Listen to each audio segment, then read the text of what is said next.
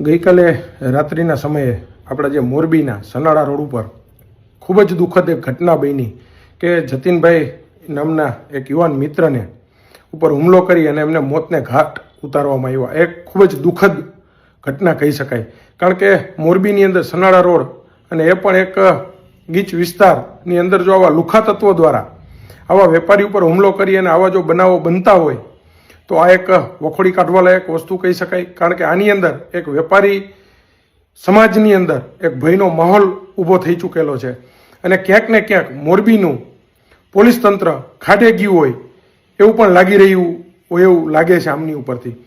ખાસ તો મિત્રો આપણે આજે જે વાત કરીએ છીએ, આ જે બનાવ બન્યો, આ બનાવ બનવા પાછળ જે જવાબદાર જે કંઈ પણ આવારા તત્વ, જે લુખો વ્યક્તિ જે હોય એવાનું જાહેરમાં સરઘસ નીકળવું જોઈએ, જાહેરમાં એમની સરભરા થવી જોઈએ, જેથી કરી બીજા જે આવા ટપોરીઓ જે નવા ઊભા ન થાય અને નવા ટપોરીઓને કાયદા શું છે એમનું ભાન થાય. એટલા માટે આવાના સરઘસ કાઢી અને જાહેરની અંદર આમની સર્વિસ થવી જોઈએ. ત્યારબાદ આપણે બીજી વાત કરીએ કે આવા જે ટપોરીઓ પેદા થતા હોય છે કે જે હાલતા ને ચાલતા છરી કાઢી અને જે તે જગ્યાએ જે લોકોને નુકસાની કરવાના જે પ્રયાસો કરતા હોય છે, તો આવા ટપોરીઓ જ્યારે છરી નેફામાં રાખતા થાય ને ત્યારે આવાને ઉગતા જ ડામી દેવા જોઈએ. એ આ પોલીસ તંત્રની ફરજ બને છે. પણ ક્યાંક ને ક્યાંક અત્યારે સત્તામાં બેઠેલા જે નેતાઓ છે એ પોતાના નિજી સ્વાર્થ માટે થઈને, પોતાના મતના સ્વાર્થ માટે થઈ અને આવા લુખાઓ પેદા કરતા હોય છે. આવા લુખાઓને ક્યાંક ને ક્યાંક પોલીસ સ્ટેશને જ્યારે પકડીને લઈ જવામાં આવતા હોય છે અને કાયદાનું ભાન કરવામાં આવતું હોય છે ને ત્યારે આવા જ નેતાઓ આમનો હાથો બની અને આમને છોડાવવાના પ્રયાસો કરતા ક્યાંક ને ક્યાંક લાગી રહ્યું છે. એટલે આવા લુખાઓનો કોઈ સમાજ મિત્ર હોતો જ નથી.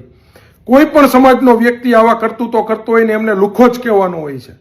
અને આવા લુખાઓને સાથ સહકાર ક્યારેય ન આપવો જોઈએ અને આની જાહેરની અંદર સરભરા થાય એવી મારી પણ માગણી છે અને તમામ વેપારી સમાજની પણ માગણી છે. ગઈકાલે રાત્રે હોસ્પિટલે પહોંચી અને આમના પરિવારને હું મળ્યો અને જે દુઃખ એમની ઉપર આવ્યું હતું એ એમનો પરિવાર જ મિત્ર વિચારી શકતો હોય છે. જ્યારે આવા લુખા તત્વો દ્વારા આવા બનાવો બનતા હોય છે ને ત્યારે આપણે, તમે અને હું, આપણે બધા તો માત્ર 5 મિનિટ 10 મિનિટ એમના પરિવારને સાંત્વના આપીને નીકળી જતા હોઈએ છીએ. પણ જે પરિવારે, જે માવતરે એમનો દીકરો ગુમાવ્યો છે આવા લુખા તત્વોના કારણે, એમના માવતર ઉપર શું વીતતી હશે. ગઈકાલે રાત્રિના હું હોસ્પિટલે પહોંચીને એમના ભાઈને અને એમને પરિવારને હું મળ્યો. આ દુઃખની ઘડી સહન કરવાની ભગવાન એમને શક્તિ આપે અને આવા લુખા તત્વો બીજી વખત મોરબીની અંદર માથું ઊંચું ન કરે એવું કાયદાનું ભાન પોલીસ તંત્ર દ્વારા કરવામાં આવે એવી પોલીસને પણ મારી નમ્ર વિનંતી છે.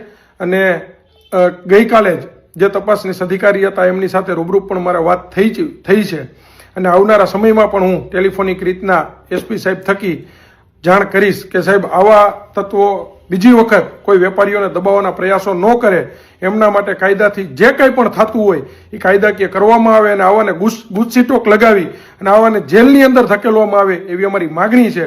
પણ મિત્ર, હવે ખાસ દરેક સમાજના યુવાન અને જાગૃત અને વેપારી મિત્રોએ જાગૃત થવું પડશે અને ક્યાંક ને ક્યાંક કોઈ પણ નેતા આવા લુખા તત્વોને જો સાથ સહકાર આપી અને મોટો કરવાના પ્રયાસો કરતા હોય તો એવા નેતાઓને પણ હવે ખુલ્લા કરવા પડે.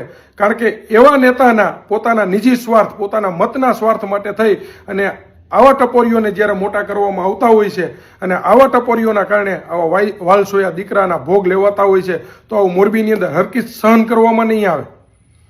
બસ હવે લાંબી વાત મારે કાંઈ નથી કરવી મિત્ર, પણ ખાસ આવનારા સમયની અંદર આ મોરબી છે, આની અંદર તમામ 18 વર્ણ શાંતિથી રહે છે. એટલે આવા ટપોરીઓ કે જે કાલ સવારે નેફાની અંદર આવા હથિયાર રાખીને જે રોડ ઉપર ઉતરતા નીકળવા જે મહિના છે ને એમને હું આ વિડીયો થકી કહેવા માંગુ છું કે તમે તમારી માપમાં રહેજો. આ મોરબી તમારા બાપનું નથી. આ મોરબી 18 વર્ણના સુખી 18 વર્ણના વેપારી જગત, યુવાન મિત્ર અને તમામ લોકોનું આ મોરબી છે. બરાબર? એટલે લાંબી વાત નથી કરવી અને ખાસ તો આવા તત્વો ઉપર ત્વરિત ધોરણે કાબુ મળે એટલી જ આજે મારી આ વિડીયો માધ્યમ થકી પોલીસને અને આ સરકારને વિનંતી છે.